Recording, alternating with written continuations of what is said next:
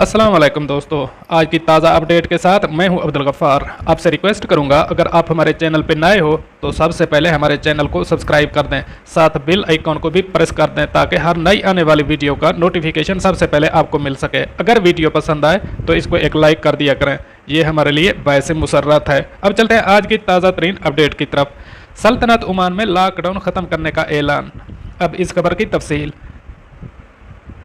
गैर मुल्की खबर रसां इदारे की रिपोर्ट के मुताबिक सल्तनत ओमान की जानिब से जुमा 29 मई को लॉकडाउन ख़त्म करने का ऐलान किया गया है।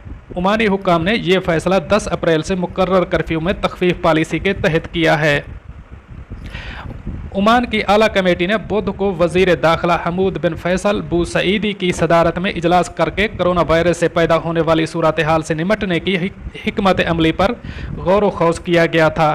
इजलास में कमेटी के तमाम अरकान शरीक हुए, जिसमें वबा की ताज़ा सूरत हाल, इससे बचने के लिए मुकर्रर इक़दामात, वायरस फैलने से रोकने के तौर तरीक़ों और वबा से पैदा होने वाले मसाइल पर काबू पाने की तदाबीर पर तबादला ख्याल किया गया।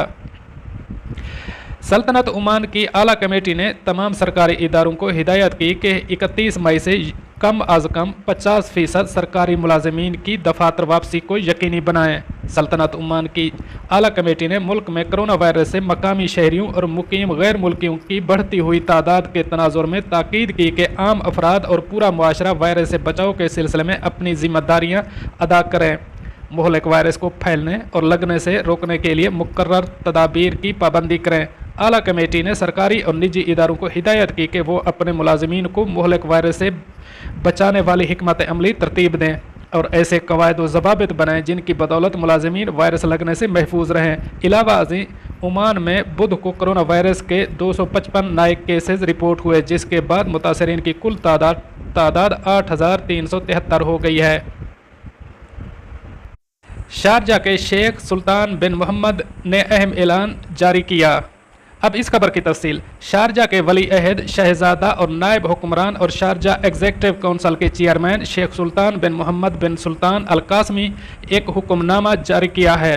खलीज टाइम अखबार के मुताबिक शेख सुल्तान बिन मोहम्मद ने तमाम इदारों के तवज्जो से हिदायत में कहा है कि शारजा में कर्फ्यू में नरमी के बावजूद तमाम खेलों के मुकाबलों पर पाबंदी बरकरार रहेगी। उन्होंने मजीद कहा कि इसका फैसला लोगों के मफाद में किया है। इसने अपनी बात को बढ़ाते हुए कहा कि शादी की तकरीबात, इवेंट हॉलों, होटलों और दीगर तकरीबात पर पाबंदी जूं की तूं रहेगी। ये फैसला मुत्तहिदा अरब अमारात में कोरोना वायरस के फैलाव पर काबू पाने के लिए एहतियाती तौर पर किया गया है ताकि शहरियों और रिहायशियों की सेहत और हिफाजत को यकीनी बनाया जा सके। इन तमाम फैसलों का इतलाक 1 जून से लेकर जून के आखिर तक होगा। मज़ीद बरा अगर ज़रूरी हुआ तो मुअत्तली में मज़ीद तोसी की जाएगी, लेकिन अभी तक मज़ीद मुअत्तली के बारे में कोई फ़ैसला या हुक्म जारी नहीं किया गया। अब चलते हैं हमारी अगली अपडेट की तरफ। ये टिकट्स के बारे में है।